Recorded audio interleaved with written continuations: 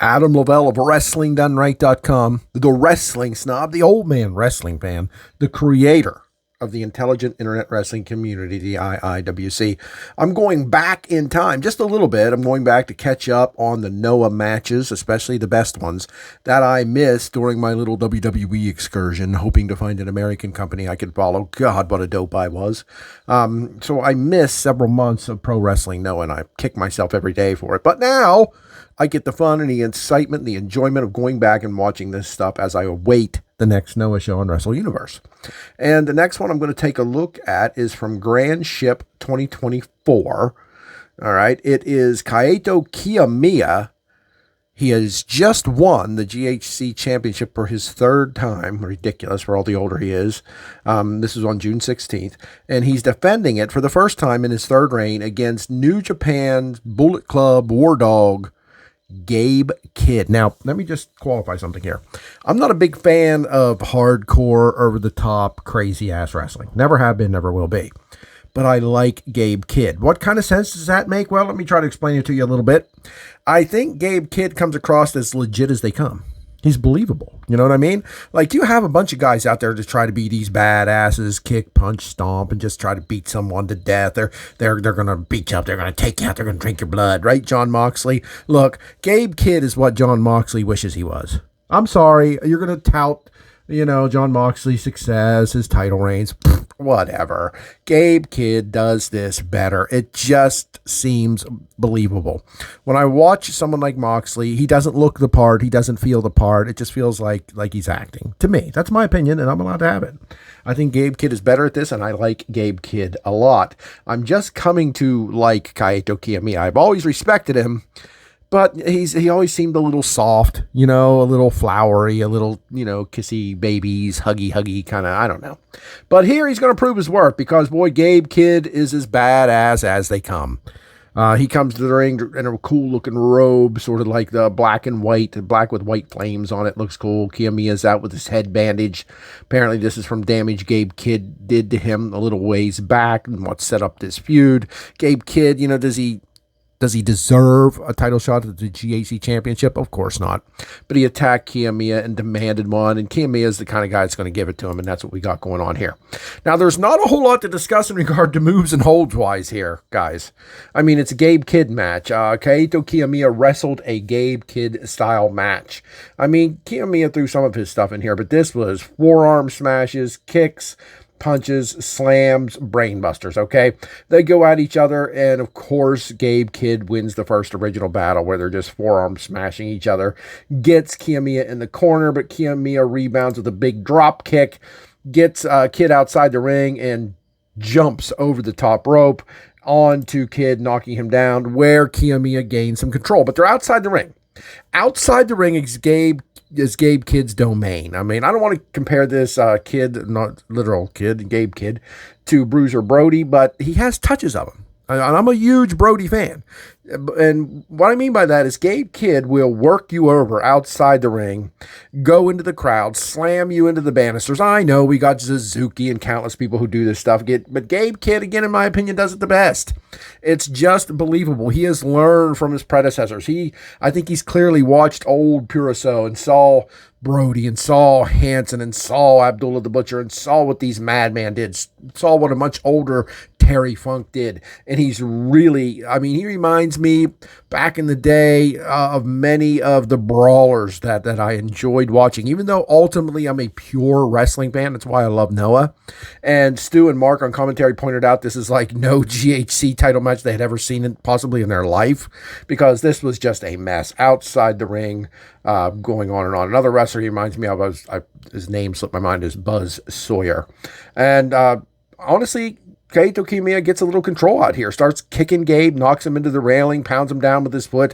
They fight into the audience, and Kaito, I'm all over the place. Kaito Kiyomiya tosses Gabe Kidd into a big stack of chairs, like the audience scurries out of the way, and Kaito Kiyomiya tosses Gabe Kidd into the empty chairs, delivers a big running drop kick, gets him back in the ring, starts delivering what is normally the 10 punches up in the corner, but I didn't count these. He just kept pounding. He was doing, Mark pointed out in commentary, Kiyomiya is literally trying to knock this fool out, right? He wants to knock him out. He wants to end this, but Gabe Kidd does something I've seldomly seen, if ever. He grabs Kiyomiya by the back of his head and pulls him down into the corner post. Picture that, right? Kiyomiya standing up, coming down with the punches that normally fans like to count to 10 to, right? And Gabe Kidd just leaps up, grabs his head, and slams it down into the corner post. Not the turnbuckle, the post. This puts Kiyomiya out for some time. Gabe Kidd takes control and starts delivering headbutts after he unwraps the bandages that has been around Kaito's head for this match so far, and blood starts trickling out of Kiyomiya. Of course, disgusting Gabe Kidd gets it on his hand and licks it, and you can see the Kiyomiya's blood on his tongue. It's pretty gross. Kiyomiya, not seriously busted open, but busted open nonetheless. Gabe Kidd tosses him out so hard that Kiyomiya lands on the outside guardrail, and Kidd is just looking at him from inside the ring. We get a close zoom up of Kaito Kiyomiya, and then you can see the blood all over his forehead. And then for some reason, I missed this. I got to go back some more and find out what this is about. Gabe Kidd attacks the announcer, the English announcer, ring announcer for Noah. I can't think of his name right now. Wears the sequin green jacket, tosses him over the railing, and gives him a wicked-looking brainbuster. My God, they might have killed this guy. If I remember right, I don't think Hasami was a fan of this guy at first. Maybe she's come around, but maybe she enjoyed this or something. So shout out to Hasami. Did you like this? I kind of chuckled at it. He really about killed him. I don't know what that was about. But the match then continued. But that gave Kaito Kiyomiya time to recover, and he comes in with a big flying forearm, and they again start exchanging headbutts, which, of course, Gabe Kidd wins, and Kiyomiya's down on the arena floor. Referee here, very generous with the count out. Very generous. I never heard him count that much at all, but I don't think he wanted the GHC Championship match to finish on a count out. But they got back into the ring where Gabe Kidd and this is the kind of mistakes Gabe Kidd can make. And I'm not sure some of his predecessors that I've said he reminded me of did this too often. He will just sort of lightly kick his opponents in the head like he did here. He's just lightly sort of tapping Kiyomiya. No, don't think Orange Cassidy, that's stupidity. But just he's not going full force. He's just basically mocking him, kicking him in the head, which gives Kiyomiya time to recover. And they get into a big open palm slap fight, where, oh my God, again, not these girly sissy slaps. I mean, manly palm strikes that can knock a mother effer out, if you will. I've seen it happen legit. Again, I've seen it happen pure SO. Someone got legitimately knocked out. I've seen it happen once or twice. So they look incredible, but the Kidd changes it up and delivers a really short clothesline, knocks Kiyomiya down, but he gets back up pretty quickly and delivers a big drop kick, and once again gets Gabe Kidd in the corner, begins coming down with the punches like he did earlier. Didn't stay up there long enough to get his head rammed into the post, instead backed up and delivers a flying drop kick into the corner and hits a poison Rana, a reverse Frankensteiner, if you will, a poison Rana on Gabe Kidd. But that doesn't end it. See, these guys are just killing each other. They're both, Gabe Kidd, he doesn't give a shit about New Japan. He wants to beat the Kaito Kiyomiya to embarrass Noah. Because this whole match, when he has the advantage, he's screaming at Kiyomiya, "Is this Noah? This is what Noah is, huh? This is Noah?" While he's slapping him and bloodying him and beating him up. And they fight out into the apron, and Kiyomiya's trying to give a dragon suplex to Gabe Kidd, but Gabe Kidd's actually biting the top rope, holding the second rope, doing whatever he can to keep from being taken over. It works until Kiyomiya gets a big drop kick into the back of Gabe Kidd as he's standing on the apron, then delivers that dragon suplex on the apron and the outside, and they're on the floor again, where Kidd gets rammed into the ring post, and now he's a big bloody mess, even more so than Kiyomiya. I mean, this is shades of Steve Austin versus Bret Hart back in the day. Just the crimson mask, literally running down the face of Gabe Kidd, all over his head, all over his face, running down his shoulders and arms. It was something to behold for sure. He was a mess, but that seemed to get to him. That seemed to inspire him. He's losing his mind. He's laying it into Kaito Kiyomiya. He's like, He's just kneeing him in the corner, punching him in the corner, gets up onto the second rope and throws him off, then comes down and hits him with a big vertical brainbuster, horrible looking brainbuster, and then belly to back suplex. But instead of going for the pin, Gabe Kidd then starts licking the blood off his hands and arms. You know, he's a sadist. He's a wild man. He's a beast, right? And he's just licking the blood off of himself, walking up again with the blood all over his body. You can see the pictures I have going by here. Just an incredible looking scene as Kiyomiya's down on his knees, and he delivers another German suplex to Kiyomiya, but Kiyomiya's back up. He snaps back up and lays a German suplex into Kidd. They trade these German suplexes back and forth 3 or 4 times before Gabe Kidd hits another one of his short clotheslines. Not a short arm clothesline, just this really short but brutal and strong clothesline, knocking Kiyomiya down. Gabe Kidd picks him up and tries some kind of driver. I couldn't really tell what he was trying to do, maybe even another brainbuster, but instead Kiyomiya reverses it into sort of what looks like a modified Scorpion Death Drop. That's the best way I can think to describe this.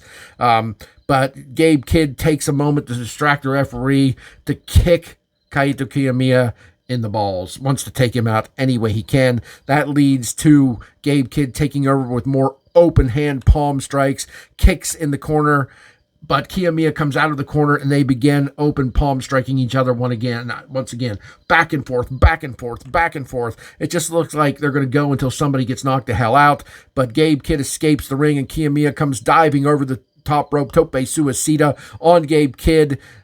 And they get back into the ring, and Kiyomiya wants to dragon suplex him again, but realizes he can't hit it. Gabe Kidd's struggling, so Kiyomiya slaps him around a little bit, puts him on the top rope, and hits that big underhook dragon suplex from the top rope. Is that going to do it? Well, Kiyomiya isn't so sure, so he backs up and begins the Keiji hand gestures, the poses that he's taken from his mentor with his permission, and he's getting ready to deliver that Shining Wizard, but when he does, it is blocked.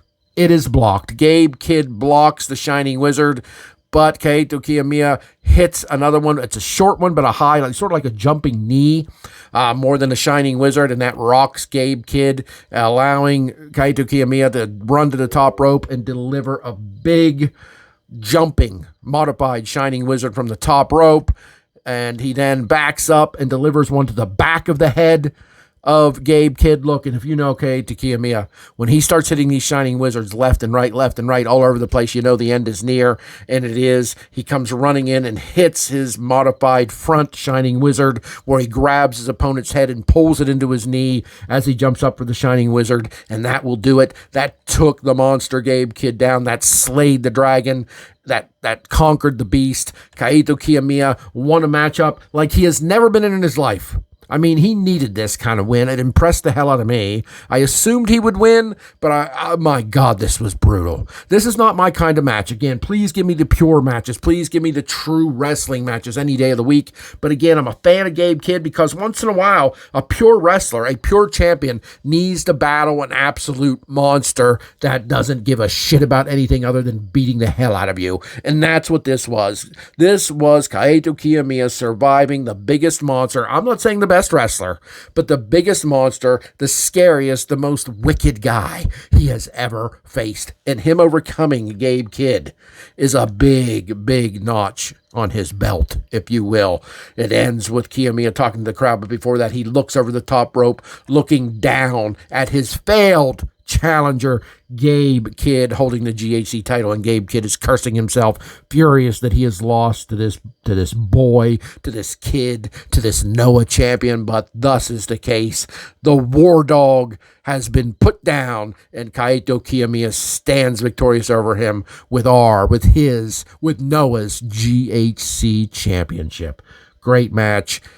Don't tune into this thinking this is going to be a typical Noah match. This is just brutal and just nothing but a fight, a brutal fight that the youngster, that Kiyomiya overcame, and it's something that I believe he needed, and it's something that he got.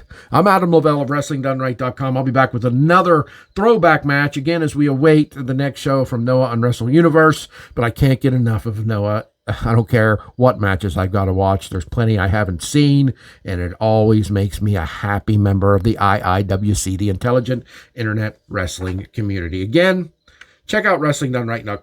NJPW.com for all my social links. Follow me on all of them. But most importantly, I'm asking you, will you please subscribe to this YouTube? Again, it helps me get in the algorithm and helps get the word out to wrestling fans about Pro Wrestling Noah, wrestling done right.